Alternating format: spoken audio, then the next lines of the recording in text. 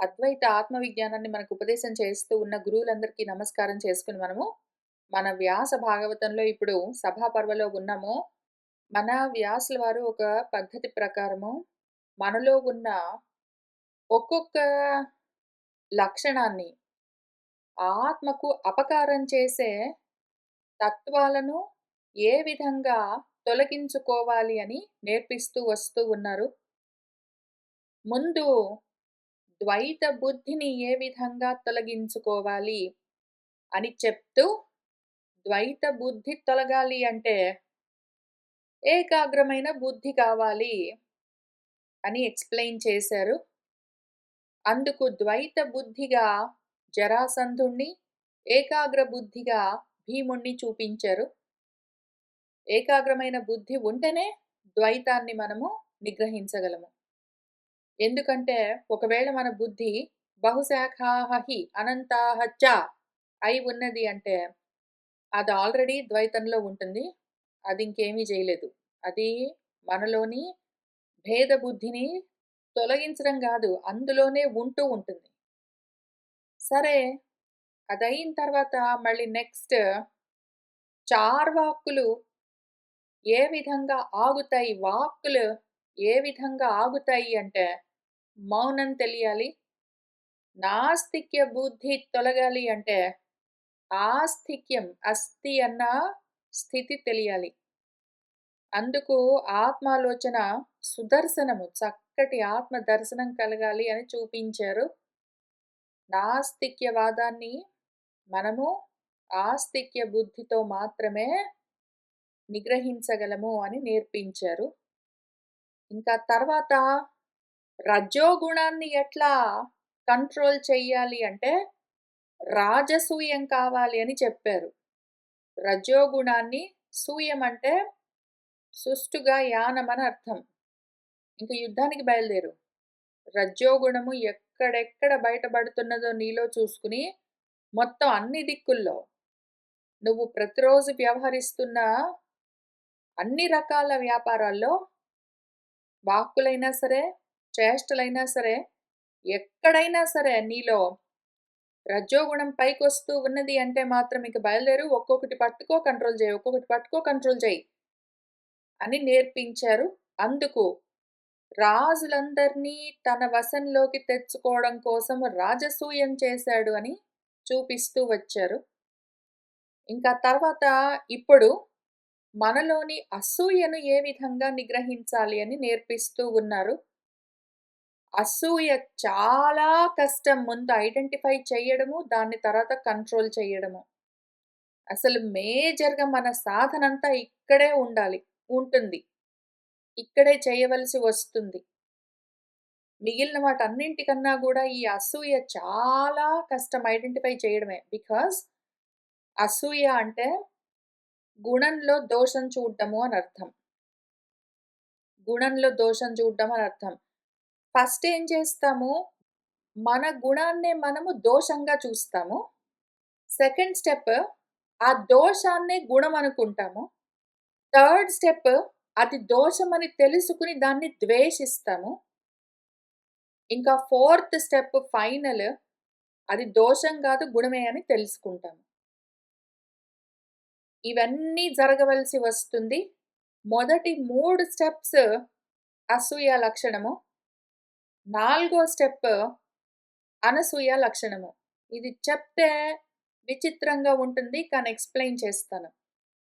ముందు గుణాన్నే దోషంగా చూస్తాము అని చెప్పాను గదా! గుణాన్నే దోషంగా చూడటం అంటే ఏమి? ఉన్నదంతా ఆత్మే. అయితే దాన్ని మనము అనాత్మగా చూస్తాము. ఉన్నదంతా నేనే అయితే, నేను కాక నాకు వేరేగా ఇంకొకటేదో ఉన్నది అని ద్వితీయం చూస్తాము. ఆ విధంగా గుణంలోనే దోషం చూడటం మొదలుపెడతాము. అది స్టెప్ 1 అసూయ. తర్వాత నెక్స్ట్ స్టెప్ ఏం చేస్తామంటే, ఆ దోషమే గుణం అనుకోవడం మొదలుపెడతాము. ఏదైతే అనాత్మ ఉన్నదో అదే నేను ఆత్మ అనుకోవడం మొదలుపెడతాము. ఇది అసూయ సెకండ్ స్టేజ్. ఇంకా తర్వాత థర్డ్ స్టెప్ ఏం చేస్తామంటే, అరెరే! ఆత్మనే నేను అనాత్మగా చూస్తూ, ఆ అనాత్మనే ఆత్మ అనుకున్నానే, ఆత్మలో అనాత్మను, అనాత్మలో ఆత్మను అధ్యారోపణ చేశానే అని వాడు విడదీసుకుని పాపము మన సాధకుడు. కాబట్టి ఇదిగో ఇదంతా ఆత్మ, ఇదిగో ఇదంతా అనాత్మ అని దాన్ని వేరు చేసుకుంటాడు. చేసుకుని ఆ అనాత్మ పైన ద్వేషం పెంచుకుంటాడు. ఇదంతా నేను గాదు. ఈ సంసారం అంటాను, భార్య అంటాను, బిడ్డలంటాను, ఇల్లంటాను, పిలికూన అంటాను ఇవన్నీ నేను గాదు. అవన్నీ నాకు వద్దు అని వాడు వాటి మీద ద్వేషం పెంచుకుంటాడు. అప్పుడు కూడా వాడు ద్వైతంలోనే ఉంటాడు. అనాత్మ వేరుగా ఉన్నది తనకోటి అనుకుంటాడు వాడు. ఇంక ఫైనల్లీ వాడేం చేస్తాడంటే ఈ అసూయలన్నింటిలో నుంచి దాటుకుంటూ ఒకానొక సమయంలో జ్ఞానంతో, వైరాగ్యంతో వాడు అనసూయ స్థితికొస్తాడు. ఎప్పుడు అత్రి అయితేనే అనసూయ స్థితి కలుగుతుంది వాడికి. త్రిగుణాలను దాటాడంటే అప్పుడు ఈ గుణాలతో సంబంధం లేదు, దోషాలతో సంబంధం లేదు. ప్రాకృతికమైన గుణాలు లేవు, దోషాలు లేవు. ఉన్నదంతా గుణమే, అంతా నేనే అని వాడు తెలుసుకుంటాడు. ఇంకది చివరి దశ. అయితే ఇప్పుడు ముందు 3 స్టెప్స్ ఉన్నాయి గదా! ముందు 3 స్టెప్స్ గుణాన్నే దోషంగా చూడటము. దోషాన్ని గుణం అనుకోవడము. తర్వాత ఇది దోషము అని దాన్ని వివేకంతో వేరు చేసి మళ్ళీ వేరుగానే తనకు భేద బుద్ధితోటే చూసి దాని మీద ద్వేషం పెంచుకుని దాన్ని వద్దనుకుంటాడు. ఇన్ని రకాల భేద బుద్ధులన్నీ తొలగితేనే కానీ వాడికి బ్రహ్మాత్మైక్యం తెలియాలి అంటే ఇన్ని రకాల గుణాలు, దోషాలు, గుణాలు, దోషాలు, దోషాలు, గుణాలు ఒకదాని మీద ఒకటి, ఒకదాని మీద ఒకటి ఆరోపించుకున్నవన్నీ వాడికి క్లియర్‌గా తెలిసి ఏదేంటో అర్థం చేసుకొని అన్నీ కలుపుకొని వాడు ఒకటే అని తెలుసుకుంటే అప్పటికి వాడి సాధన పూర్తవుతుంది. ఇప్పుడు అక్కడికి రావాలి. మనవాడు సాధకుడిలో వాడు పాపం ధర్మరాజు. ధర్మంలోనే వాడికి రతి ఉన్నది. ఏ ధర్మం అంటే ఆత్మరతి. ఆత్మధర్మమే ధర్మము. అందులో వాడికి రతి ఉన్నది. అంతా బానే ఉన్నది. కానీ వాడిలో అనుకోకుండా ఇదిగో ఈ అసూయ అంటే ఏమి భేదబుద్ధి కంట్రోల్ చేసేసాననుకున్నాడు వాడు. వాడు జరాసంధాన్ని కంట్రోల్ చేసినప్పుడు భేదాలన్నీ నా కంట్రోల్‌లోకి వచ్చేసాయి అనుకున్నాడు. కానీ రాలేదు. ద్వైతాలన్నీ నేను కంట్రోల్ చేశాననుకున్నాడు. కానీ వాడు ఏ ద్వైతాలని కంట్రోల్ చేశాడు? కావాలంటే మరీ ఎక్స్‌ట్రీమ్ ఎంట్రీ లెవెల్‌లో ఉన్న శీతోష్ణ సుఖ దుఃఖాలను ప్రాబబ్లీ కంట్రోల్ చేసిండొచ్చు. సమం చేసిండొచ్చు. అంతవరకే. కానీ ఆత్మానాత్మల్ని కలగాపులగం చేసుకున్నాడు గదా! ఒకదాన్ని ఒక రకంగా జూస్తూ ఉంటాడు. ఉన్నదాన్ని వేరే వేరేగా తెలుసుకుంటూ ఉంటాడు. ఉన్నది లేనట్టుగా, లేనిది ఉన్నట్టుగా కనిపిస్తూ ఉంటుంది. గోడ ఉంటే తలుపులాగా, తలుపు ఉంటే గోడలాగా, నీళ్లుంటే నేలలాగా, నేల ఉంటే నీళ్ళలాగా, అంతా మహామాయలాగా కనిపిస్తుంటుంది వాడికి. ఆ రకంగా ఉన్నవాడు పాపము ఇప్పుడు ఏది ఏది అని తెలుసుకుని సదసద్విచారణ చేసి ఈ అసూయలో నుంచి గుణంలో దోషం చూడడం అంటే ఆత్మలో అనాత్మలను చూడడం అన్న ఈ లక్షణంలో నుంచి వాడు బయటపడాలి. దానికి 1, 2, 3, 4 కాదు ఎన్ని పర్వలు మన వ్యాసుల వారు రాసిపెట్టారు. ఎందుకు అంటే ఎంతటి వాళ్ళకైనా చాలా కష్టము. ఈ భేద బుద్ధిని ముందు అర్థం చేసుకోవడం, తర్వాత అందులో నుంచి బయటపడడం. దాన్ని ఎక్స్‌ప్లెయిన్ చేస్తున్నారాయన ఎంతో దూరము. చాలా కష్టము దీన్ని గెలవడము. ఈ అసూయను ముందు అర్థం చేసుకొని దాన్ని గెలవడము చాలా కష్టమని చెప్పడానికే దానికి దుర్యోధనము అని గూడా పేరు పెట్టారాయన. పేరు గూడా అదే పెట్టారు. చాలా కష్టం దాంతోటి నువ్వు యుద్ధం చేసి గెలవడము. కానీ చేసి తీరాలి. వేరే దారి లేదు. ఇంక ప్రయత్నం మొదలుపెట్టు అని చెప్తున్నారు. మనం ఎక్కడున్నామో చూసుకోవాలి. ఇన్ని స్టెప్స్ చూసుకున్నాం గదా! అసూయలో అసూయ అంటే ఎవరికైనా ఉన్నది అంటే, నాకు కొంచెం ఈర్ష్యగా అనిపించడము, ఎవరైనా బాగుపడుతున్నారు అంటే, వాడి వెనకాల చాలా సపోర్ట్ ఉందండి, వాడి అదృష్టం బాగుందండి అని ఏంటో ఒకటి వేరే కారణాలన్నీ ఎత్తి చూపించడము, ఇటువంటివన్నీ జనరల్‌గా మనం చెప్పుకుంటాము. సరే తప్పేం గాదు. అవన్నీ గూడా అసూయలే. అసూయ ఎన్నో రకాలుగా తలలు లేపుతుంది. అందులో ముఖ్యంగా ఫండమెంటల్‌గా భేదం చూడ్డము, ఆత్మలోనే భేదం చూడ్డము ముఖ్యమైన ఫండమెంటల్, మౌలికమైన ప్రాబ్లము. అక్కడి నుంచి మనం నరుక్కుంటూ రావాలి. అది దొరకడం కష్టము. అందుకని ట్రై చేద్దాము. ఈ యాంగిల్‌లోనే చెప్తాను నేను. మన వ్యాసుల వారు మళ్ళీ ఇంక దాన్ని మనం ఏ విధంగా చదువుకోవాలో నేర్పిస్తూ వెళ్లారో అట్లనే పట్టుకుంటూ వెళ్దాము. ఇప్పటికైతే ముందు కథ చెప్తాను. అప్పుడేం జరిగిందంటే, మన ధృతరాష్ట్రం ఉన్నది. ఈ రాష్ట్రమే ధృతమని దాన్ని ధరించి పట్టుకున్నది ఏదున్నదో జీవభావం. అది పూర్తిగా తమో అంధకారంలోనే ఉంటుంది కాబట్టి గుడ్డిదనము. అయితే అది రజోగుణంతో ఉంటుంది కాబట్టి రాజై ఉన్నది. దానికి మోహాలెక్కువ. మమకారాలెక్కువ. దానికి కలిగిన ఈ అసూయ ఏదున్నదో దుర్యోధనము అదేం చెప్తున్నదంటే, అదిగో నేను వాడు బాగుపడితే చూసొచ్చాను. నా దాయాదులు బాగుండడం నేను తట్టుకోలేను. అమర్ష, అమర్ష. అసూయకున్న ఇంకొక లక్షణం అమర్ష, తట్టుకోలేకపోవడం. అసహనం అని అర్థం. ఈ అసహనం నేను తట్టుకోలేకుండా ఉన్నాను. ఎందుకు అంటే సహనము ఆత్మ లక్షణము. అసహనము అనాత్మ లక్షణము. ముందైతే దాన్ని వేరు చేసి చూసి దాని తర్వాత గుణము లేదు, దోషము లేదు, ఉన్నదంతా ఒకటే అని తెలుసుకున్నప్పుడు తెలుస్తుంది. ఇప్పుడు ఈ అసూయ ఏదున్నదో భేదం చూసే లక్షణము, గుణంలో దోషం చూసే లక్షణము, ఉన్నది లేనట్టుగా అయథావత్తుగా పట్టుకోవడము, ఈర్ష్యతో, అసూయలతో ఉండడము ఏదున్నదో అది నేను తట్టుకోలేకుండా ఉన్నాను. నా దాయాదులు బాగుపడుతూ ఉంటే అని చెప్తూ ఉన్న చోట మనం పోయిన వారము ఆపాము. ఇంక అక్కడి నుంచి కొంత చదువుకుంటూ వెళ్దాము.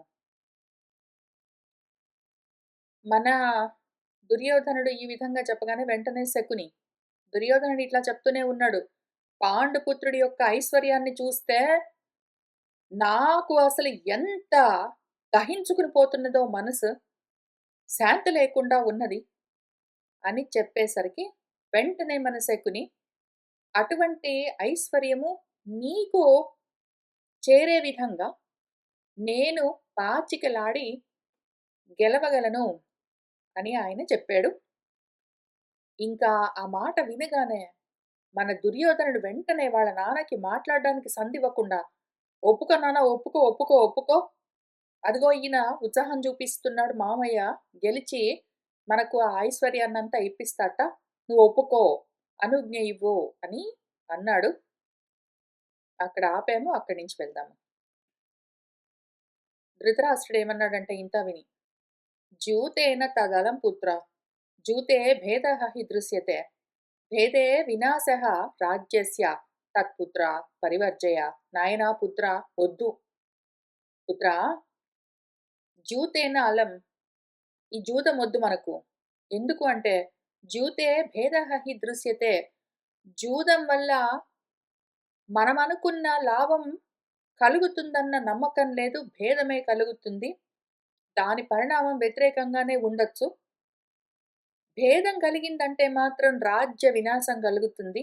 అందుకని పుత్రా నువ్వు పరివర్జయ వదిలిపెట్టి ఐడియా. జూదం వల్ల గొడవలే కలుగుతాయి. గొడవల వల్ల మన రాజ్యమే పోయే ప్రమాదం ఉంటుంది. ఎందుకు మనకు వద్దు ఈ జూదము అని చెప్పాడు. చెప్తూ పిత్రా మాత్రా చ పుత్రస్య యత్ వై కార్యం పరం స్మృతం ప్రాప్తః త్వమసి తత్ తాత పితృపైతామహం పదం. యత్ ఏదైతే తండ్రి నుంచి, తల్లి నుంచి కార్యము సంక్రమించవలసి ఉన్నదో అని చెప్తాయో మన స్మృతులు, మన ధర్మశాస్త్రాలన్నీ, ఇదిగో నువ్వు నీ తండ్రికి, నీ తల్లికి జన్మించినందుకు వారసుడిగా నీకీ హక్కులుంటాయి. ఈ హక్కుల ప్రకారము దాయాదిగా నీకివన్నీ సంక్రమిస్తాయి అని మన ధర్మశాస్త్రాలు, స్మృతులన్నీ చెప్తాయి. అవి ఏవేవి చెప్పాయో ఆ విధంగా నాయనా తాత పితృపైతామహం పదం, తాతల తండ్రుల నుంచి వస్తూ ఉన్న ఈ రాజ్యం నువ్వు ప్రాప్తః పొందావు గదా! నీకేమి తక్కువైందిప్పుడు? అధీతవాన్ కృతి శాస్త్రే లాలితః సతతం గృహే భ్రాతృజ్యేష్ఠః స్థితః రాజ్యే విందసే కిన్న శోభనం. చక్కగా శాస్త్రాలు, కృతులు, వేదాలు అధీతవాన్ చదువుకున్నావు చక్కగా చదువుకున్నావు నువ్వు. గృహే సతతం లాలితః ఇంట్లో నిన్ను ముద్దు ముద్దుగా చూసుకుంటాము. పైగా నువ్వు భ్రాతృజ్యేష్ఠః నా కొడుకులందరిలో పెద్దవాడివి. నీ సోదరులందరికన్నా ముందు పుట్టిన వాడివి. అందుకని రాజ్యే స్థితః నువ్వు యువరాజుగా ఉన్నావు. ఇవన్నీ నువ్వు పొందే ఉన్నావు గదా! కిం న శోభనం విందసే నీకెందుకు శోభనము, సంతోషము, సుఖం అనిపించట్లేదు? ఎందుకు నీకు ఆనందం అనిపించట్లేదు? పృథక్ జనైః అలభ్యం యద్ భోజనాచ్ఛాదనం పరం తత్ప్రాప్తః అసి మహాబాహో కస్మాత్ శోచసి పుత్రక నాయనా. పృథక్ జనైః మామూలు వేరే వేరే మనుషులందరికీ లభించని ఏవైతే భోజనాలు, వస్త్రాలు అవన్నీ ఉన్నాయో శ్రేష్టమైన మొత్తం పదార్థాలు నువ్వు పొందే ఉన్నావు గదా ఓ మహాబాహో! పుత్రక నాయన కస్మాత్ శోచసి ఎందుకేడుస్తున్నావు? నీకేం తక్కువయింది? స్ఫీతం రాష్ట్రం మహాబాహో పితృపైతామహం మహత్ నిత్యం ఆజ్ఞాపయన్ భాసి దివి దేవేశ్వరః యథా. మహాబాహో స్ఫీతం బాగా సమృద్ధిగా ఉన్న ఈ రాష్ట్రమంతా ఉన్నది పితృపైతామహం. తాతల నుంచి తండ్రుల నుంచి వచ్చిన ఈ మహత్కరమైన ఈ గొప్ప రాజ్యం ఉన్నది, రాష్ట్రం ఉన్నది. పైగా నిత్యము ఈ రాజ్యాన్ని నువ్వే కదా ఆజ్ఞాపిస్తూ శాసిస్తూ ఉన్నావు. ఏదో దివిలో దేవేశ్వరుడు ఇంద్రుడు ఏ విధంగా శాసిస్తాడో అట్లా భూమి మీద ఈ రాజ్యాన్ని నువ్వే గదా పాలిస్తూ ఉన్నావు. అట్లా భాసి ప్రకాశిస్తున్నావు. నీకేమి తక్కువైంది నాయనా? తస్యతే విదిత ప్రజ్ఞ శోకమూలమిదం కథం సముద్ధితం దుఃఖతరం తత్మే సంసితుం అర్హసి. ఓ విదిత ప్రజ్ఞ అన్నీ తెలిసిన వాడివే నువ్వు. అటువంటి నీకు ఈ శోకమూలము కథం ఎట్లా కలిగింది నాయన? ఏ కారణంగా నీకు ఈ శోకం కలుగుతూ ఉన్నది? ఇటువంటి దుఃఖతరమైన శోకము నీలో ఉద్ధితము పైకి లేచిందే ఏ కారణము? తత్ అది మే నాకు సంసితుమర్హసి చెప్పు. అంతా బానే ఉన్నాయి గదా! నీకు రావలసిన వారసత్వం మొత్తం నీకు కలిగింది. బాగా చదువుకున్నావు. నిన్నందరూ ఎంతో ముద్దుగా చూసుకుంటారు. నీ తమ్ముళ్ళందరూ నీ మాట వింటారు. ఎవరికీ లేనటువంటి భోజనాలు, వస్త్రాలు అన్నీ నీకున్నాయి. ఈ రాజ్యమంతా నీదే గదా! ఎందుకీ శోకము? వద్దా జూదము? జూదము ఆడేము అంటే భేదం కలుగుతుంది, గొడవలొస్తాయి. గొడవలున్నాయంటే రాజ్యం గూడా పోయే ప్రమాదం ఉంటుంది. వద్దు నాయనా అని చెప్పాడు. దుర్యోధనుడేమన్నాడంటే అశ్నామి ఆచ్ఛాదయామి ఇతి ప్రపశ్యన్ పాపపూరుషః నామర్షం కుర్తే యః తు పురుషః సః అధమః స్మృతః. నువ్వేనేంటి నాన్న? నువ్వేనా స్మృతులన్నీ కోటింగ్ చేస్తున్నావని కూర్చొని మనుస్మృతి ఇంకేంటో పలాన్ స్మృతి అని ధర్మశాస్త్రాలన్నీ కూట్ చేస్తావా నాకు? నేను కూడా చెప్తాను. నేను చదువుకోలేదా? నువ్వే చెప్పావు కదా! శాస్త్రాలన్నీ చదువుకున్నావు, కృతులు వేదాలన్నీ చదువుకున్నావు, స్మృతులన్నీ చదువుకున్నావు అన్నావు గదా! అందులోదే నీకొక మాట చెప్తాను విను. స్మృతులేం చెప్తాయి నాన్న? యః పురుషః ఏ మనిషైతే అశ్నామి ఆచ్ఛాదయామి ఇతి తినడానికి ఉన్నదండి, కట్టుకోవడానికి బట్టలున్నాయి, ఇంక చాలులే, ఇంక అంతకన్నా ఏం కావాలండి అనుకుంటూ అమర్షన్ న కురుతే అసహనం లేకుండా ఇంత పాటికి ఉన్న జాల్లే అనుకోని సహనంగా ఉన్నాడు అంటే వాడు పాపపూరుషః వాడు పాపిష్టివాడు పతనమైపోతాడు. వాడు అధముడు అని చెప్తాయి మన స్మృతులు. పైకి వెళ్ళు ఇంకా ఉద్ధతి కోసం ప్రయత్నం చెయ్యి అని చెప్తాయా లేదా? వేదాలు గూడా నువ్వు ఈ యజ్ఞాలు చేసావనుకో, ఈ యాగాలు చేసావనుకో, ఈ దానాలు చేసావనుకో, ఏంటో పలానవన్నీ చేసావనుకో, చేస్తే నీకు ఆ లోకాలొస్తాయి, ఈ లోకాలొస్తాయి, ఎంతో సాధించొచ్చు, ఎంతో ఉన్నతికెళ్ళొచ్చు, ఊర్ధ్వగతులు కావాలి, ఇంకా కోరుకో, ఇంకా కోరుకో అనే గదా చెప్తాయి. పురుష ప్రయత్నం చేయి, పురుష ప్రయత్నం చేయి, పురుష ప్రయత్నం చేయి అని చెప్తాయి. ఉన్నది చాలే తిని కూర్చో కాళ్ళు చాపుకొని అని చెప్పవు గదా! ఒకవేళ ఎవడైనా సరే ఉన్నది చాలులే అనుకుంటే, వాడసలు పట్టించుకోకుండా పోతే వాడు అధముడు అని చెప్పట్లేదు? ఇంకా ప్రయత్నం చెయ్యి అనే కదా చెప్తున్నాయి మన స్మృతులన్నీ గూడా. నమాం ప్రీణాతి రాజేంద్ర లక్ష్మీః సాధారణా విభో. జ్వలితాం ఇవ కౌంతేయే శ్రియం దృష్ట్వా చ వివ్యథే. రాజేంద్ర, రాజా నీకు ఒక మాట చెప్తాను నాన్న, విను ఓ విభో.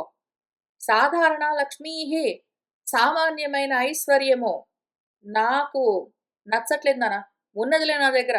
ఇంతకు ముందు చాలా ఉన్నది అనుకున్నాను. నువ్వు చెప్పిన మాటలన్నీ విని నమ్మి నేను ఎక్కడికి వెళ్ళక ఇక్కడిక్కడే ఉండి ఇంతే చూసుకుని ఇంతే మొత్తం అంతా నాకే ఉందనుకున్నాను. లేదు, ఇప్పుడు చూసొచ్చాను నాన్న పోయి.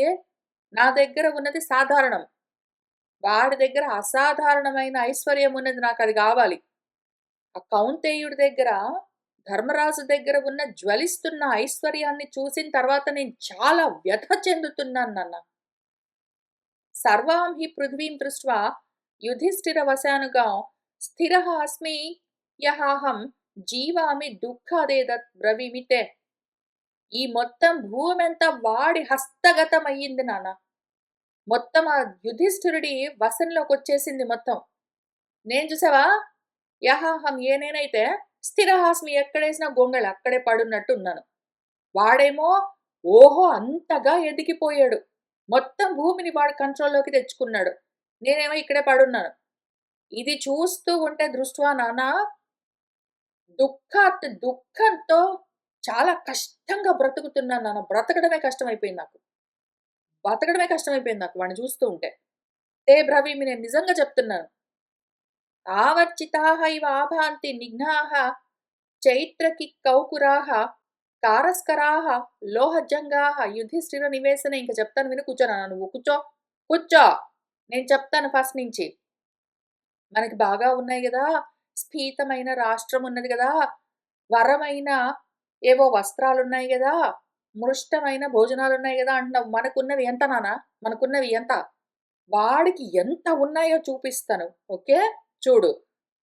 వాడి దగ్గర చైత్రకులు, కుకురులు, కారస్కర్లు, లోహజంగులు, ఇంక వాళ్ళు వీళ్ళు ఎవరెవరో పేర్లు కూడా తెలీదు, వాళ్ళందరూ కూడా ఆ యుధిష్ఠిరుడి నివేశనే వాడింట్లో ఆవర్జితాహైవ నిఘ్నాహైహ ఆభాంతి. ఏదో అణిగి మణిగి లొంగి వాడి అధీనంలో పడి ఉంటారు నాన్న. రాజులందరూ వాడి దగ్గర లొంగి ఉంటారు. హిమవత్ సాగరానూపాః సర్వరత్నాకరాః తథా అంత్యాః సర్వే పర్యుదస్తాః యుధిష్ఠిర నివేశనే. ఇదో హిమవత్ పర్వతాల్లో, మన సముద్రాల్లో రత్నాలుంటాయని చెప్తారు నాన్న. హిమవత్ పర్వతాలను రత్నాకరుడు అని పిలుస్తారు. ఎందుకంటే రత్నాలు, గనులన్నీ అందులో నుంచే వస్తాయి. గనులు తవ్వినా కొద్ది రత్నాలు, వజ్రాలన్నీ బయటపడతాయి. అట్లానే సముద్రుణ్ణి కూడా రత్నాకరుడు అని పిలుస్తారు. ఎందుకు అంటే అందులో నుంచి రత్నాలు, ముత్యాలు, పగడాలన్నీ బయటపడుతుంటాయి. ఎన్నుంటాయో తెలీదు. సముద్రాల నిండా, కొండల నిండా, పర్వతాల నిండా ఎన్నో రత్నాలుంటాయి. కాబట్టి వాటిని రత్నాకరాలని పిలుస్తారు. ఇంకా ఆ రత్నాకరాలు నాన్న, ఆ హిమవత్ పర్వతాల దగ్గర నుంచి సాగర అనూపాలంటే బీచెస్, సాగరాల ఒడ్డుల దగ్గర నుంచి తెచ్చిన సర్వ రత్నాలన్నీ ఎట్లా ఉన్నాయంటే వీడి ఇంట్లో యుధిష్ఠిరుడి నివేశనే సర్వే అవన్నీ అంత్యాహ పర్యుదస్తాహ, దిక్కు లేకుండా పడున్నాయి నాన్న ఆ మూలన. తెలుసా, వీడి దగ్గర ఉన్న రత్నాల రాసుల ముందు సముద్రాల దగ్గర, పర్వతాల్లో ఉన్న రత్నాలు అల్పంగా ఉన్నాయి నాన్న. జ్యేష్ఠః అయం ఇతి మాం మత్వా శ్రేష్ఠః చ ఇతి విశాంపతే యుధిష్ఠిరేణ సత్కృత్య యుక్తః రత్న పరిగ్రహే. ఇది చదువుతాను నేను, దీని తర్వాతది చదువుతాను. ఇంకా కొన్ని చాప్టర్స్ ఉన్నాయి.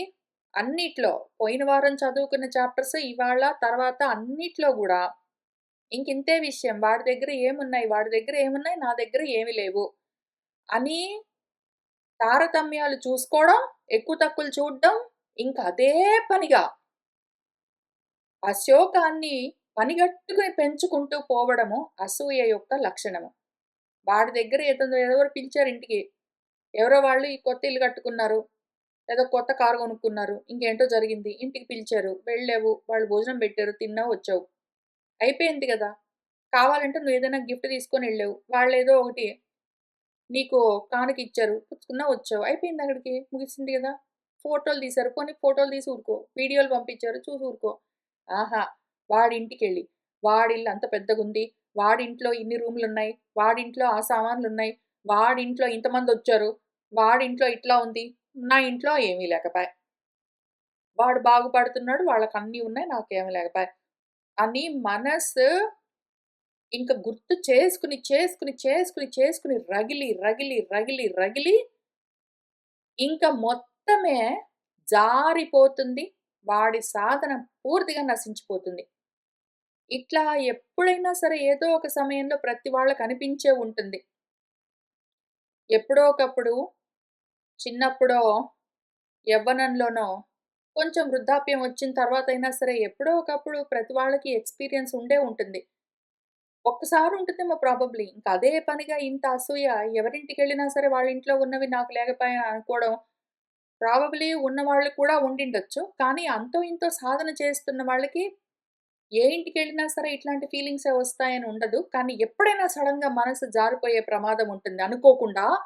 ఎందుకు అంటే ఈ అసూయకున్న లక్షణము మనం ఆల్రెడీ చూసుకున్నాము శకునము. దానికి ఆ శక్తి ఉంటుంది. సడెన్‌గా దాని పాటికది పైకి లేచే శక్తి దానికుంటుంది. అనుకోకుండా పైకి లేవచ్చు ఏ కారణానికైనా సరే.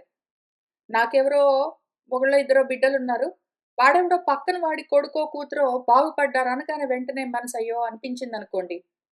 అక్కడికి ఆగకుండా వాళ్ళందరూ బాగుపడ్డారు. ఆ పిల్లలందరూ బాగా చదువుకున్నారు. వాళ్ళు ఇంకా నా పిల్లలే ఇట్లా ఉన్నారు అని ఏడిచిందనుకోండి దాని పేరు అసూయ. కంపేర్ చేసుకోవడం, నాకు తక్కువైందని ఏడవడం. కంపేర్ చేసుకోవడం, నాకు తక్కువైందని ఏడవడం, వాడికి ఎక్కువుందనుకోవడం, ఇంక దాని గురించి అదే పనిగా మోహపడడం ఏదున్నదో, ఈ మోహం పేరు అసూయ. ఎవరికైనా సరే ఏదో ఒక టైంలో అనిపించే ఉంటుంది. అందరూ అటువంటి సిట్యుయేషన్‌లో నుంచి బయటకొచ్చే ఉంటారు. ముందో వెనకో ఒక్కొక్కసారి 2, 3 రోజులు పట్టిండొచ్చు. ఒక్కొక్కసారి 2, 3 గంటలు. ఒక్కొక్కసారి ప్రాబబ్లీ 2, 3 నెలలు, 2, 3 సంవత్సరాలు పడితే పట్టింది గానీ, అందరము ఏదో ఒక టైంలో అటువంటి సిట్యుయేషన్‌లోకి వెళ్లి మళ్ళీ బయటికి రావచ్చు. దాందేముంది ఇప్పుడు పక్కన వాడింట్లో ఏదో 102 ఇంచెస్ టీవీ కొన్నాడనుకోండి. నిజంగా అంతటికి ఉన్నాయో లేదో అది ఏదో ఒక నంబర్ రాండమ్‌గా చెప్తున్నాను. నా ఇంట్లో ఏదో ఒక 50 ఇంచెస్ స్క్రీన్ ఉందనుకోండి టీవీ. అయితే వాడిది చూస్తే నాకు కూడా కావాలని అనిపిస్తే ఇంటికొచ్చి నాకు గూడా ఉంటే బాగుంటుంది అని ముందు అసలు నాకంత పెద్ద గోడ ఉందా? వాడేం చేశాడంటే గోడౌన్‌లో పెట్టుకున్నాడు. వాడు అసలు ఆ గోడౌన్ మొత్తం కన్వర్టింగ్ చేసుకొని గోడకు మొత్తానికి దీన్ని పెట్టుకున్నాడు. సరౌండ్ సౌండ్ సిస్టమ్ పెట్టుకున్నాడు.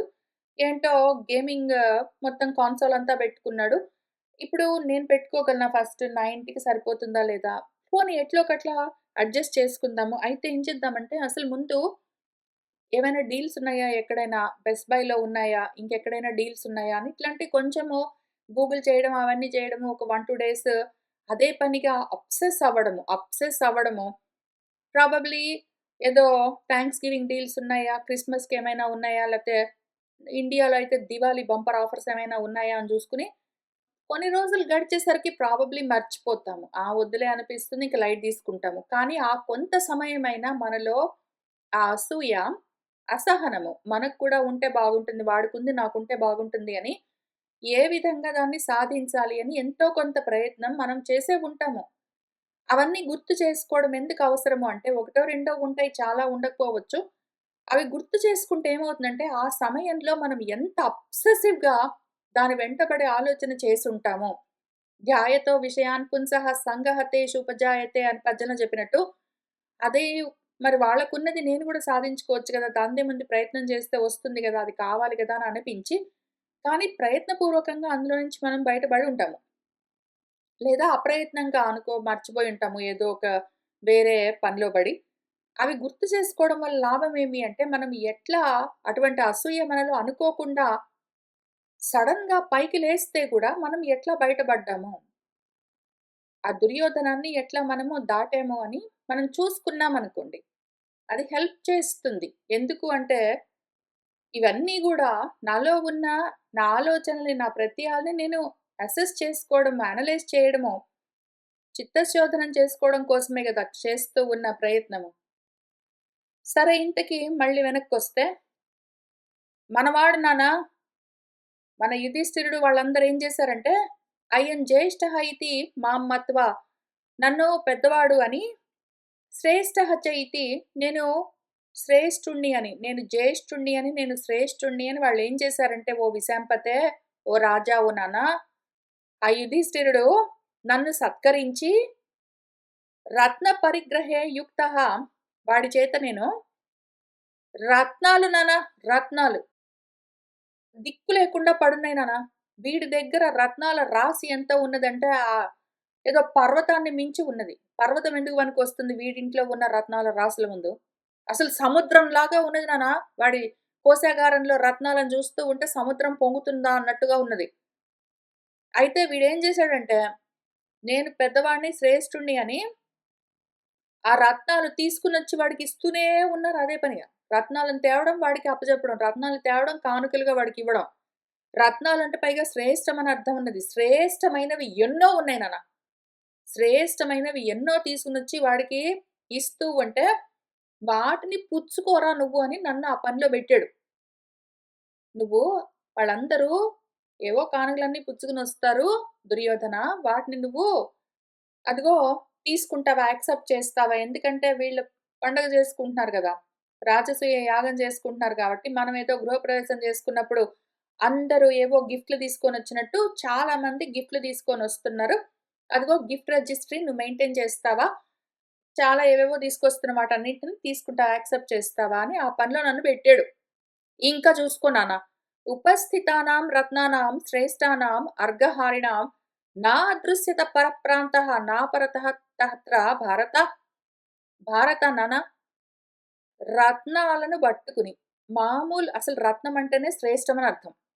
ఇక్కడ శ్రేష్టమైన వాటినన్నింటిని పట్టుకుని అర్ఘ్యం అంటే ఇంక శ్రేష్టమైన వస్తువులు, కానుకలు వాటిని పుచ్చుకుని వచ్చి ఉపస్థితం బార్లు తీరి లైన్స్‌లో నిలబడ్డారు నాన్న ప్రజలు.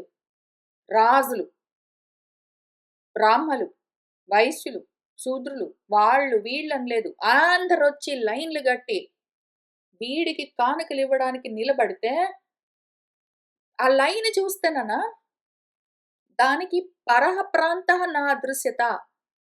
దానికి పరము అవతల సైడు ఎంత క్యూ ఉందో కనిపించట్లేదు. పోనీ అపరము ఇటు సైడ్ చూద్దామంటే ఇటువైపు ఎంతుందో క్యూ కనపడట్లేదు. ఎన్ని కొలుస్తా నాన్న నేను ఒక్క మనిషిని? ఎంతమందిని నాకు హెల్పర్స్‌నిచ్చాడో తెలుసా? ఎంతమంది హెల్పర్స్‌నిస్తే అంత పెద్ద టీమ్ పెట్టుకొని నేను వీడికొచ్చిన వాటిని లెక్కలు చూసి అక్కడ వాడి ఖజానాలో, కోశాగారంలో పెడదామంటే లైన్‌లకు అంతు లేకుండా ఉన్నది నాన్న. నమే హస్తః సమభవత్ వసు తత్ ప్రతిగృహ్ణతః ప్రాతిష్ఠంతమయి శ్రాంతే గృహ్య దూరాహృతం వస్సు. మే హస్తః నాన్న నా చెయ్యి నాన్న విరిగిపోయింది. అబ్బబ్బబ్బబ్బబ్బా! కొలిచి ఆ వసువు వాడి ఐశ్వర్యము, వాడికొచ్చే డబ్బులు, వాడి కానుకలు, రత్నాలు, శ్రేష్టమైన మొత్తం సామానంతా దాన్ని ప్రతిగృహ్ణతః పుచ్చుకుని నా చెయ్యి అంతా అలిసిపోయిందది. పైగా వచ్చిన వాళ్ళు దూరాహృతం వాడి కోసం కానుకలు పుచ్చుకుని ఎక్కడ్నించో వచ్చిన వాళ్ళందరూ క్యూలలో నిలబడి వాళ్ళు ఇచ్చేవి ఇచ్చిపోయిన తర్వాత కూడా వాళ్ళ ప్లేసెస్‌కి వాళ్ళు ప్రాతిష్ఠ అంతా వెళ్ళిపోయినాక గూడా నేనింకా ఇక్కడ కూర్చొని ఇంకా కొలుస్తూనే, లెక్కలు కడుతూనే ఉన్నాను నాన్న తెలుసా? అలిసిపోయాను. నా చెయ్యి అలసిపోయింది. కృతాం బిందు సరోః రత్నైః మయేన స్ఫాటికచ్చదాం అపశ్యం నళినీం పూర్ణాం ఉదకస్యైవ భారత. భారత నాన్న ఈ కొలిచి లెక్కలు రాసి వాళ్ళు తెచ్చిన కానుకలు పుచ్చుకుని నాకు అలసట కలిగి ఎప్పుడైనా సరే లేచి కొంచెం అటట తిరిగొద్దామా మయసభలో అని పోతే, అక్కడ అదో బిందు సరోవరం నుంచి ఏవో రత్నాలన్నీ తీసుకొని వచ్చి మయుడు స్ఫటికంతో కప్పి ఏదో అందమైన ప్రాంతాన్ని తయారు చేశాడు, కల్పించాడు. కృతము అది ఆర్టిఫిషియల్‌గా బిల్డింగ్ చేశాడు. నేనేం చేశానంటే, పూర్ణాముదకస్య నళినీమివ అపశ్యం నీళ్లతో బాగా నిండి ఉన్న పద్మాల కొలననుకున్నాను నాన్న. అనుకుని వస్త్రం ఉత్కర్షతిమయి ప్రాహసత్ సహ వృకోదరః శత్రోః వృద్ధి విశేషేణ విమూఢం రత్నవర్జితం. శత్రువు యొక్క వృద్ధి చూసి ఆ విశేషాన్ని తట్టుకోలేక మూర్ఖంగా నా బుద్ధి మందగించి ఉంటే, ఆ తెలివి తక్కువతనంతో నేను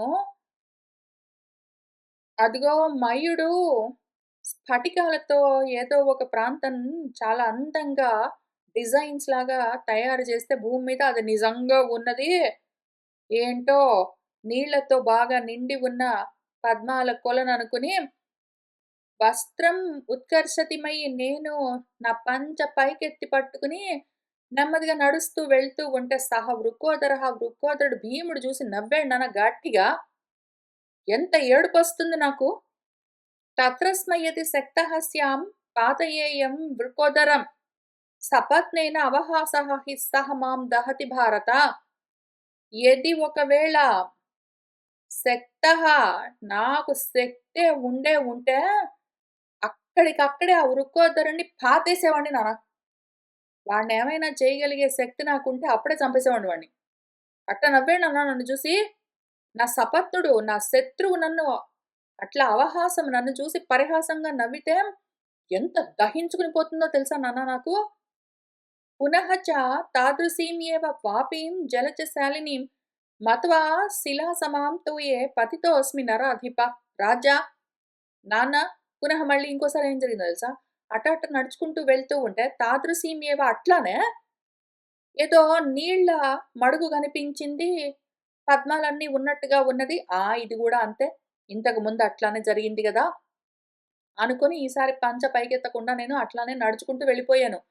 స్ఫటికంతో చేసిన ఏదో ప్రాంతం అందంగా డిజైన్‌లాగా ఏదో పద్మాల కొలనులాగా కట్టుంటాడులే మయుడు అనుకున్నాను. ఏమైంది? అదిగో శిలా సమం మత్వా ఏదో స్ఫటికం అయ్యుండొచ్చు అనుకోని నేను పోయేసరికి తోయే పతితోస్మి నీళ్ళలో ఢబీమని పడ్డాను నాన్న. క్లిన్న వస్త్రస్య చ జలే కింకరాః రాజచోదితాః దదుః వాసాంసి మే అన్యాని తచ్చ దుఃఖతరం మమ. ఇంకా క్లిన్న వస్త్రస్య నా బట్టలన్నీ తడిసిపోతే ఆ నీళ్ళలో పడి కింకర్లున్నారు. ఆ మయ సభని మెయింటైన్ చేసేవాళ్ళు. రాజుగారు చెప్పారని నాకు అన్యాని వాసాంసి దదుః మళ్ళీ కొంచెం పొడి బట్టలు అవన్నీ ఇచ్చారు. ఆ నీళ్ళలో నుంచి పైకొస్తూ ఉంటే. తచ్చ మమ దుఃఖతరం. నాకు ఎంత దుఃఖం అనిపిస్తుందో తెలుసా? ఇవన్నీ ఇంతకు ముందు చెప్పాడు గదా! ఇవన్నీ చెప్పాడు. వాళ్ళందరూ తెచ్చి ఏమేమో కానుకలిచ్చారు. అవన్నీ పుచ్చుకున్నాను. అదిగో నేను అట్ట కింద పడ్డాను. అదిగో పైకి లేచాను. వాడు నవ్వాడు. ఇవే విషయాలు ఇంతకు ముందు చెప్పాడు గదా! కానీ మళ్ళీ చెప్తాడు. మన వ్యాసుల వారు అన్ని సార్లు రాశారు. ఎందుకు అంటే అసూయకున్న ఇంకో లక్షణం ఏంటంటే అదే పనిగా తలుచుకుని ఏదో పెద్ద బ్రహ్మరాక్షసిలాగా ఊహిస్తుందది. ఏదో దాని నీడను అదే చూసుకుని అసూయ, ఇంక దాన్ని ఒక పెద్ద జడలు కట్టిన బ్రహ్మరాక్షసిలాగా ఊహించుకుని, ఇంకా అదే మమత్వంతో మోహం చెందుతూ ఉంటుంది. అవి చూసుకుని, తలుచుకుని, చెప్పుకుని, శోకించి, ఆ మోహంలోనే ఇంకా బిగుసుకుని పోతూ ఉంటుంది. మనల్ని అందులోకి ఈడుస్తూ ఉంటుంది. అసూయకున్న ముఖ్యమైన లక్షణము. మనకు ఒకటే విషయము వాడెవడో మనల్ని ఏదన్నా అన్నాడనుకోండి. "నీ కూతురు ఇంకా ఏదో ఏం చదువుకుంటుందమ్మా? చాలా రోజుల నుంచి చదువుకుంటుంది. ఇంకా పాస్ అవ్వలేదా?" అని ఏమైనా అడిగాడనుకోండి. "లేదండి. చదువుకుంటుంది. అవునండి." లేదా "మీ కొడుక్కి ఇంకా ఉద్యోగం రాలేదండి. అప్పుడెప్పుడో 4, 5 ఏళ్ల కిందో, 2 నెలల కిందో పోయిన వారమో చూసినప్పుడు ఉద్యోగం చూసుకుంటున్నానన్నాడు. ఇంకా రాలేదా?" అంటే అవునండి. రాలేదు. చూసుకుంటున్నాడు. అయిపోయింది గదా! ఇంకా వాడంత మాట అన్నాడు. వాడు నవ్వాడు యాక్చువల్లీ. వాడేమన్నాడంటే, "ఇంకా రాలేదండి మీ అబ్బాయికి ఉద్యోగం" అని వాడు ఎగతాళిగా అన్నాడు. నాకెంత బాధనిపించిందో. అని ఇంక తలుచుకుని ఇంక రెచ్చిపోతూ ఉంటే మనసు, అది అసూయ లక్షణము అని అర్థం చేసుకొని, ఎట్లోకట్ల అందులో నుంచి బయటపడాలి. లేకపోతే లాగేస్తుందది కిందికి.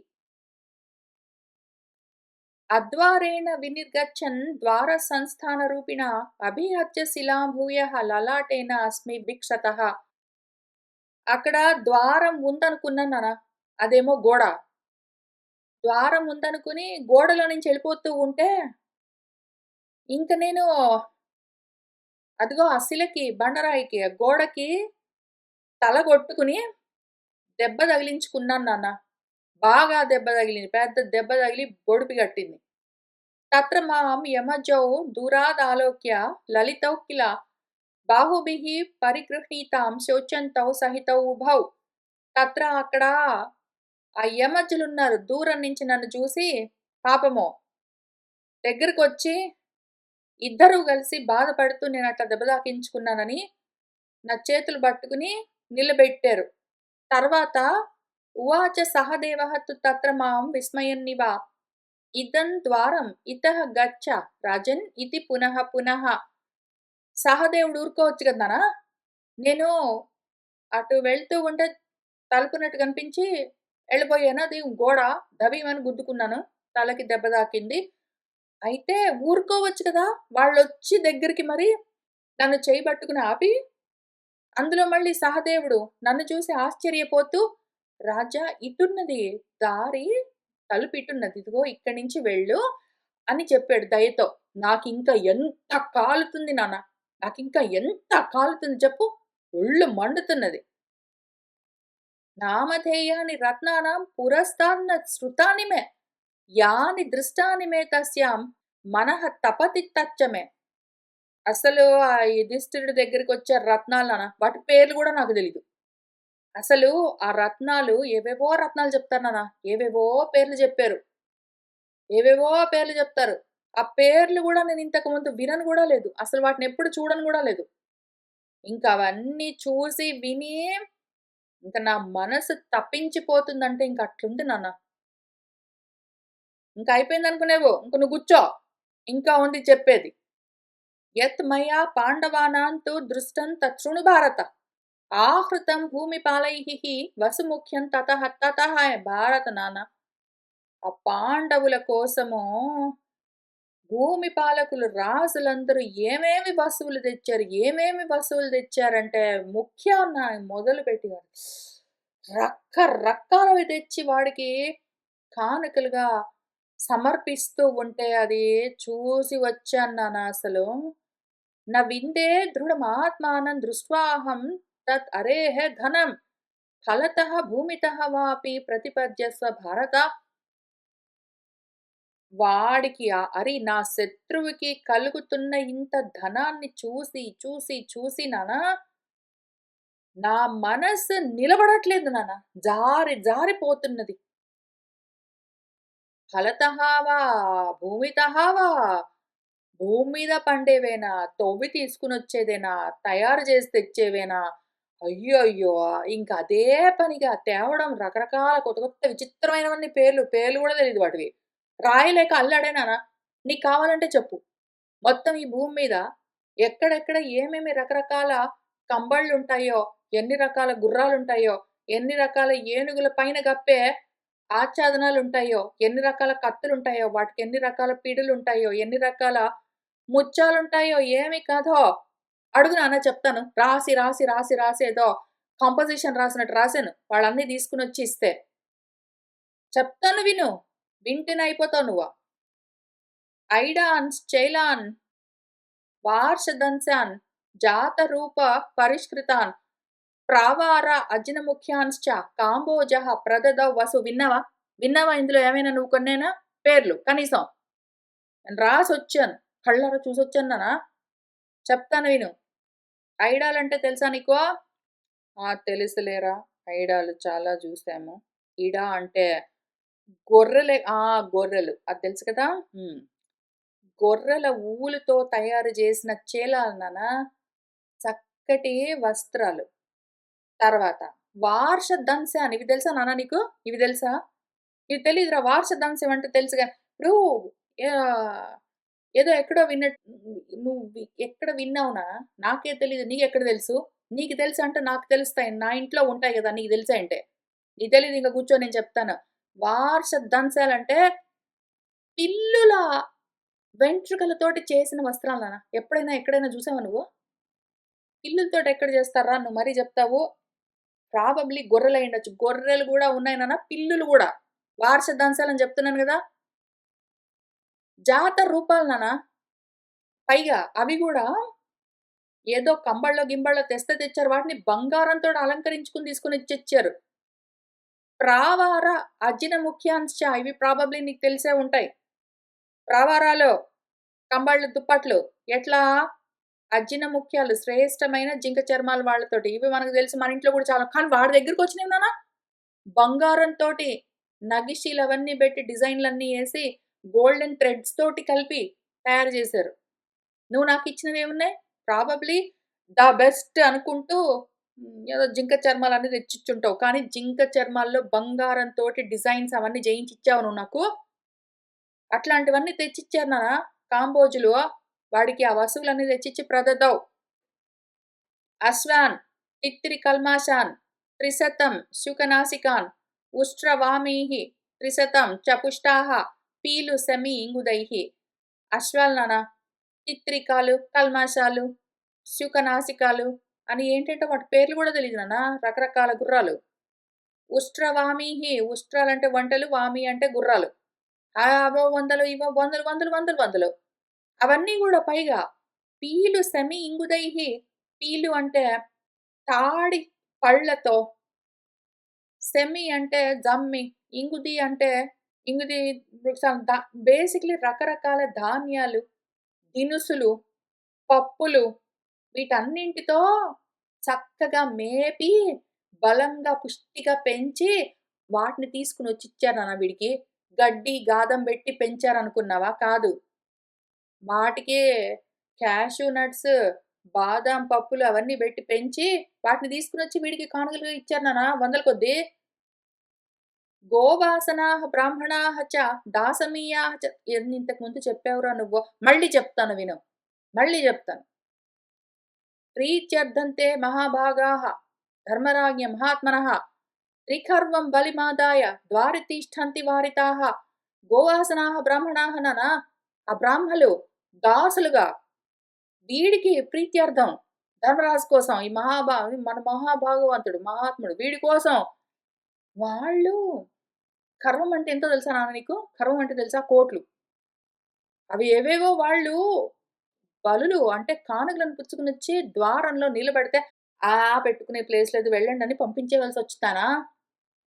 అవునురా ఇంతకు ముందు చెప్పావు నాన్న ఇవన్నీ ఇంతకు ముందు చెప్పావురా. మళ్ళా చెప్తాను విను. వాళ్ళు మళ్ళా బోయి నేను ఇక్కడ చూస్తున్నాను. నేను ఆ పాత ఇంతకు ముందు ఇచ్చిన వాళ్ళవే ఇంకా రాసుకుంటూ, రాసుకుంటూ కూర్చున్నాను. అక్కడ గొడవ ఏం జరుగుతుందక్కడ? ద్వారంలో అక్కడ గేట్ అవతల ఎక్కడో గొడవ జరుగుతుంది ఏమి అని చూస్తే, పెట్టుకునే ప్లేస్ లేదండి. అవును అవసరం లేదు. ఇవి చాలా వచ్చాయండి మాకు అవసరం లేదని పంపించేస్తుంటే, వాళ్ళు పాపము ఎట్లోకట్ల లోపలికి రావాలి. ఎంట్రీ ఫీజ్ కట్టాలి కాబట్టి, మళ్ళీ వెళ్ళి రకరకాల బంగారంతో నిండి ఉన్న కమండలాలు అవన్నీ బుచ్చుకొనొస్తే, ఇంక పోనీ అని వదిలిపెట్టారు. ఏవం బలిం ప్రదాయాథ ప్రవేశం లేభిరే తతః. ఆ విధంగా మళ్ళీ పోయి మళ్ళీ ఇంకేంటేంటో తీసుకొనొచ్చి కానుకలు సమర్పిస్తే ఇంక పోనీ అని లోపలికి పంపించారు. తెలుసా నాన్న? శతం దాసీ సహస్రాణం కార్పాసిక నివాసినాం శ్యామాః తన్యోః దీర్ఘకేశ్యాః హేమాభరణభూషితాః శూద్రాః విప్రోత్తమార్హాణి రాంకవాని అజినాని చ. ఏ రాంకవాలు ఎక్కడో విన్నట్టుందిరా. వింటావు. నాకు కొనిచ్చావేంటి నువ్వు? వాళ్ళిచ్చారు, వీళ్ళిచ్చారు, మీ తాతలిచ్చారు. మీ తాతలవి, మీ తండ్రులవి నీకొచ్చాయంటే ఎంతసేపు ఆ పాతవి ఇవ్వడమేనా నాన్న నువ్వు? పాతవి, తాతలవి, తండ్రులవి ఇస్తావా నువ్వు? వాడికి చూసావా? తండోపతండాలుగా అన్ని కొత్త కొత్తవొస్తున్నాయి. నీకా పేర్లు గూడా తెలీదు కనీసం.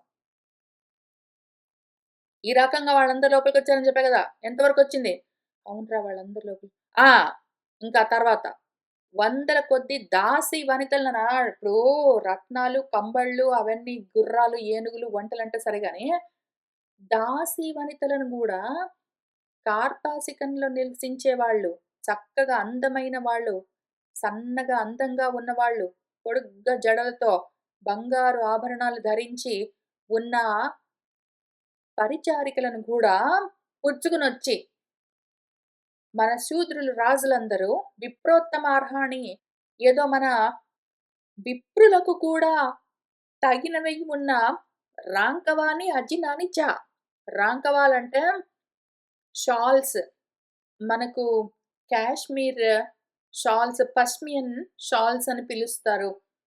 అక్కడ మన హిమాలయ పర్వతాల దగ్గర ఉన్న యాక్ లాంటి ఏవైతే జంతువులుంటాయో వాటికి వచ్చే ఊలుతో తయారు చేసినవి చాలా సన్నగా, మెత్తగా ఉంటాయి. అటువంటి రంకవాలంటే ఏవో శాలువలు. అవి అజ్జినాలు, చర్మాలు అవన్నీ తీసుకొనొచ్చి ఇచ్చారు నాన్న. బలించ కృత్స్నమాదాయ భరుకచ్చ నివాసినః ఉపనిన్యుః మహారాజా హయాన్ గాంధార దేశజాన్. బలులను పుచ్చుకొనొచ్చి భరుకచ్చ నుంచి ఆ ప్రాంతంలో ఉన్న వాళ్ళందరూ ఈ ప్రాంతాల పేర్లు విన్నావా నువ్వు ఎప్పుడైనా? ఇప్పుడు నేను చెప్తున్నా చూడు. కొన్ని విన్నట్టుందిరా. కొన్ని ఎక్కడెక్కడి వాళ్ళు నాన్న. వాళ్ళందరూ ఓ మహారాజా గుర్రాలను గాంధార దేశం నుంచి అక్కడి నుంచి ఆ గుర్రాలను తీసుకొనొచ్చి వాడికి సమర్పించారు. ఇంద్రకృష్టైః వర్తయంతి ధాన్యైః నదీముఖైః చయ్య సముద్ర నిష్కుటే జాతాః పరిసింధు చ మానవాః తే వైరామాః పారదాః చ వంగాః చ కితమైః సహ వివిధం బలిమాదాయ రత్నాని వివిధాని చ. వీళ్ళున్నారా వైరాములు, పారదులు, వంగులు, కితవులు అని కొంతమందున్నారు. వాళ్ళు ఇంద్రకృష్టైః వర్తయంతి ధాన్యైః. ఇంద్రుడు వర్షాలు కురిపిస్తే పంటలు పండుతాయని ఎదురు చూసేవాళ్ళున్నారు గదా! వాళ్ళు పండించిన ధాన్యాలను, నదుల దగ్గర పండించిన పంటలను, సముద్రాల దగ్గర ఉన్న మడులుంటాయి గదా! అక్కడ పండించిన పంటలలో నుంచి ధాన్యాలను వాటిని సింధువులు అంటే నదుల దగ్గర, సముద్రాల దగ్గర. సముద్రాల దగ్గర, నదుల దగ్గర పండించినవి. అట్లానే ఏదో వర్షాలు కురిస్తే పండే పంటల దగ్గర నుంచి రకరకాలుగా నాన్న మనుషులందరూ రకరకాల కానుకలన్నిటిని ముఖ్యమైన వాటిని, శ్రేష్టమైన వాటిని పట్టుకునొచ్చి వాడికిస్తున్నారు. అజావికం గోహిరణ్యం ఖరోష్ట్రం ఫలజం మధో కంబళాన్ వివిధాంశ్చైవ ద్వారి తిష్టంతి వారితాః. అజావికం మేకలు, గొర్రెలు, గోవులు, బంగారము, కరములు, గాడిదలు, ఉష్ట్రాలు, ఒంటెలు, ఫలజం ఏదో ఫలాల నుంచి వచ్చినవి, మధువులు, కంబళ్ళు రకరకాలవి. అవ్వి ఇవి అని గావు నాన్న. అవ్వి ఇవని గావు. అన్నీ పుచ్చుకొని రావడం. ద్వారంలో నిలబడ్డం. వీళ్ళేమో లేదండి పెట్టుకునేందుకు తీసుకొనెళ్ళండి. లోపల గూడా ప్లేస్ లేదు.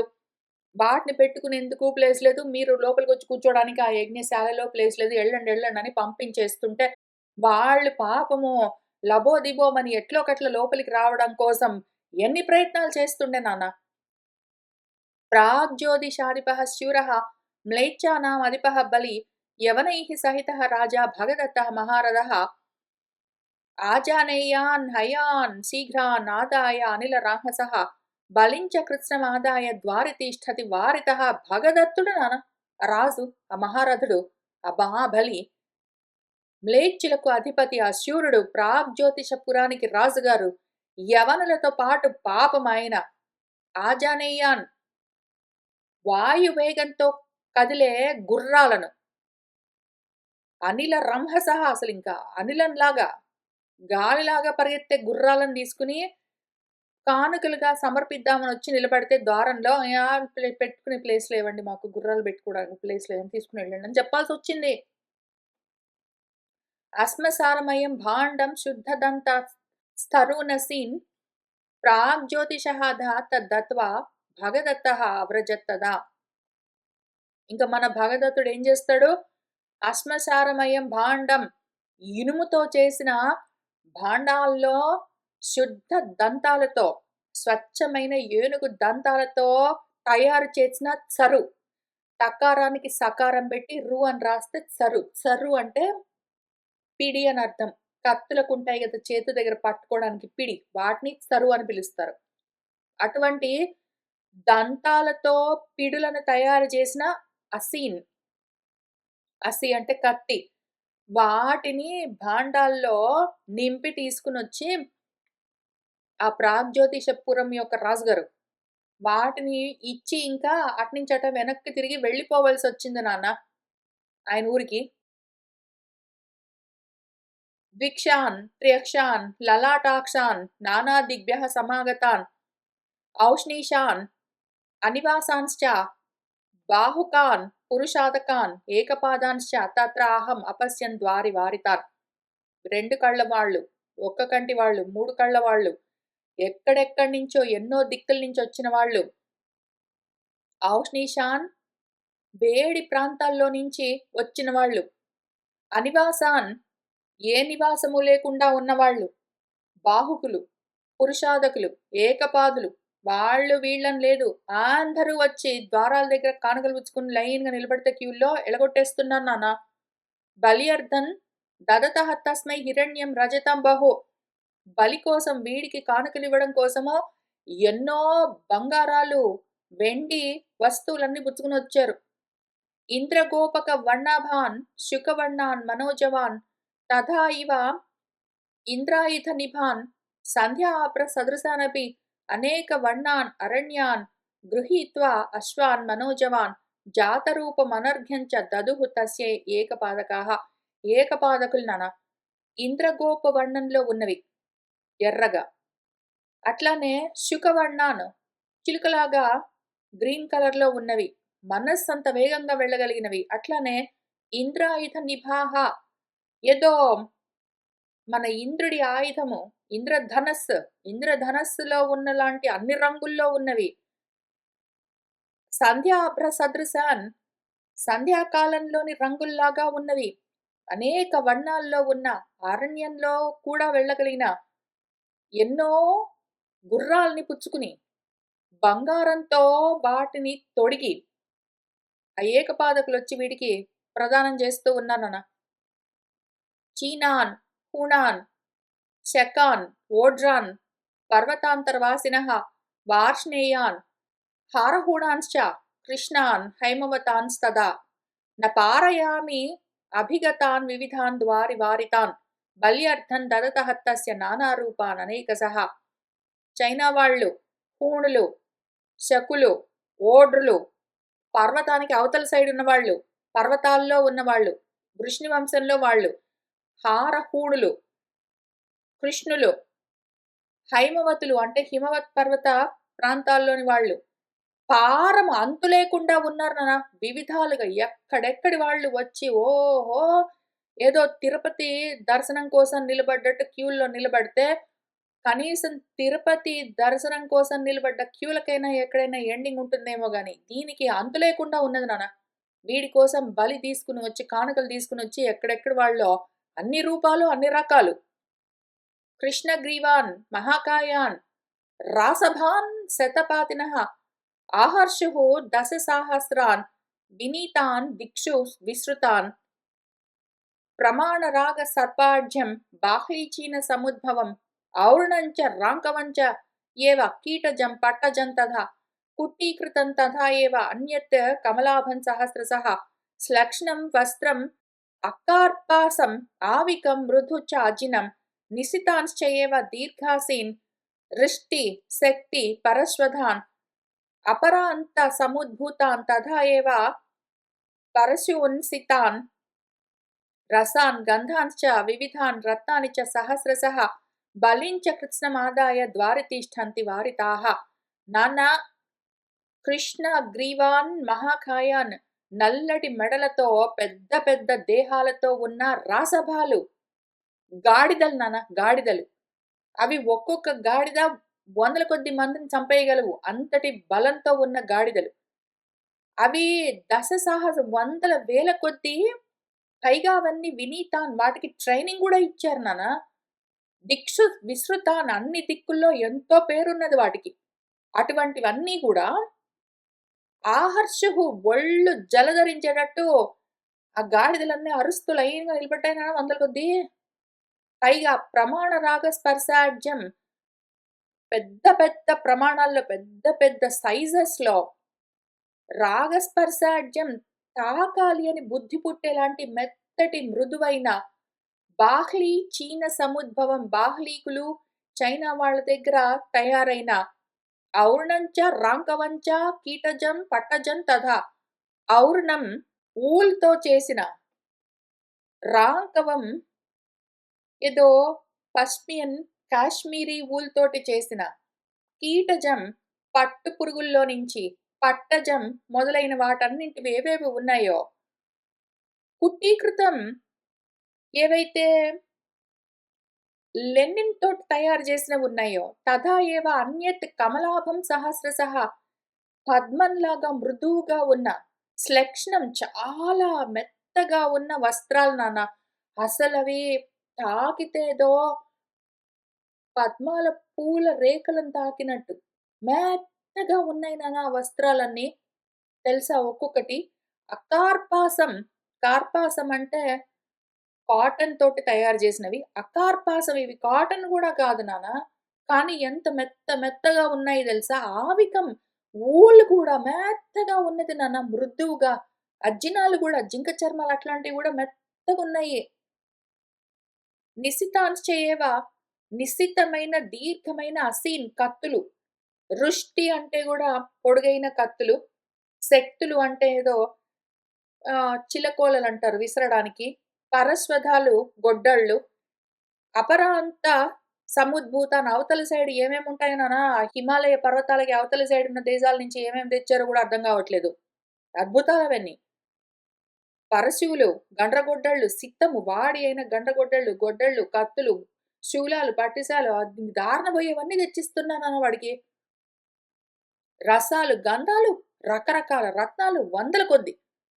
రకరకాల కానుకలన్నీ పుచ్చుకొనొచ్చి ద్వారంలో నిలబడ్డారు నాన్న దిక్కు లేకుండా. రాయలేక అల్లాడిపోయా నేను. పైగా ఎందుకురా ఇన్నాళ్ళయింది నువ్వు ఎప్పుడో వచ్చేసావే. నేను, భీష్ముడు, ద్రోణుడు అంతం ఎప్పుడో వచ్చేసావే. నువ్వు ఇన్నాళ్ళు ఏం చేసేవారంటే, ఏం చేస్తాను నాన్న? వచ్చిన వాళ్ళందరూ ఎళ్ళిపోతే గూడా ఇంకా లెక్కలు రాయలేక ఇంతవరకు ఉండాల్సొచ్చింది. శకాః, తుఖారాః, కంకాః చ, రోమశాః, శృంగిణః నరాః, మహాగమాన్, దూరగమాన్, గణితాన్, అర్బుదం హయాన్, కోటీశః చ ఏవ బహుశః సువర్ణం పద్మసంమితం, బలిమాదాయ వివిధం ద్వారితిష్ఠంతి వారితాః. శకులు, తుఖారులు, కంకులు, రోమశులు, శృంగిణులు రకరకాల మనుషులు నాన్న. వాళ్ళు బాగా దూరంగా పరిగెత్తేవి, గొప్పగా పరిగెత్తేవి. వేల కొద్దీ గుర్రాలను తీసుకొని అసలు లెక్కేయలేదు వాటికి. కోట్ల కొద్దీ బంగారం. పద్మం అంటే కోట్లను మించి ఉంటుంది ఆ లెక్క. వాటిని బుచ్చుకునొచ్చి బలులుగా వీడికి సమర్పించడానికి ద్వారంలో దిక్కు లేకుండా నిలబడ్డాను నాన్న. ఆసనాని మహార్హాణి యానాని శయనాని చ, మణికాంచన చిత్రాణి గజదంతమయాని చ, రథాంశ్చ వివిధాకారాన్ జాతరూప పరిష్కృతాన్, హయైః వినీతైః సంపన్నాన్, వయ్యాఘ్ర పరివారణాన్, విచిత్రాంశ్చ పరిస్థోమాన్, రత్నాని చ సహస్రశః, నారాచాన్ అర్ధనారాచాన్ శస్త్రాణి వివిధాని చ, ఏతద్దత్వా మహద్ద్రవ్యం పూర్వదేశాధిపః నృపః ప్రవిష్టః యజ్ఞసదసం పాండవస్య మహాత్మనః. పెద్ద పెద్ద ఆసనాలు నాన్న, సింహాసనాలు, మహార్హము శ్రేష్టమైన యానాలు, ప్రయాణ వాహనాలు, పల్లకీలు అట్లాంటివి. శయనాలు, మంచాలు నాన్న, మణులు ఇవన్నీ గూడా. కూర్చోడానికి కుర్చీలు, పడుకోవడానికి మంచాలు, వాడు వెళ్ళడానికి పల్లకీలు ఇవన్నీ గూడా రథాలు మొదలైనవి. మణులతో, బంగారంతో అందంగా, ఏనుగు దంతాలతో నగిశీలు చెక్కి డిజైన్‌లన్నీ బెట్టినవన్నీ తీసుకొనొచ్చి, వాటితో పాటే రథాలు రకరకాల ఆకారాల్లో బంగారంతో తయారు చేసినవి. గుర్రాలు చక్కటి వినీతము ట్రైనింగ్ ఇచ్చిన గుర్రాలు. వాటితో సంపన్నమై ఉన్నవి. వయ్యాఘ్ర పరివారణాన్ ఏదో పులి చర్మాలు కప్పి ఉంచిన అందమైన సీట్లతో ఉన్న రథాలు, గుర్రాలు వాటన్నిటితో విచిత్రమైన పరిస్థోమాలు. ఏనుగు పైన కప్పే కంబళ్ళు నాన్న. ఏనుగు పైన కప్పే కంబళ్ళు ఎంత అందంగా ఉన్నాయనుకుంటున్నావు? వందల కొద్దీ, వేల కొద్దీ. నారాచ బాణాలు, అర్ధనారాచ బాణాలు, ఇంకా అసలు శస్త్రాలకు అంతమే లేదు. ఇవన్నీ పుచ్చుకునొచ్చి పూర్వదేశం రాజులందరూ రాజా అక్కడి నుంచొచ్చిన రాజు ఇవన్నీ ఇవ్వాల్సొచ్చింది. ఆ యజ్ఞ సదస్సులోకి అడుగు పెట్టడానికి ఎంట్రీ ఫీజులాగా. తెలుసా? అని చెప్తూ ఉన్నాడు. అక్కడికి అవ్వలేదు. ఇంకా చెప్తాడు, ఇంకా చెప్తాడు. ఎందుకు చెప్తాడు? మనసిట్లా అదే తలుచుకుని ఇంకా పెంచుకుని అదే ఇంకా కొన్ని మిగిలినవన్నీ ఊహించుకుని యాడ్ చేసుకుని, ఇంకా అది బాధపడినట్టుగా అదే అనుకుని మనల్ని మొత్తమే కిందికి ఈడ్చేస్తుంది. అదెట్లా జరుగుతుంది అని అదే పనిగా చూపిస్తూ ఉన్నారు మన వ్యాసుల వారు. చూస్తూ వెళ్దాము. ఇవాల్టికి ఇక్కడికి ఆపుతాను. కోరుకున్న వాళ్ళందరికీ అద్వైత ఆత్మ విజ్ఞానం కలగాలని ఆశిస్తూ ఉన్నాను. శుభం భవతు.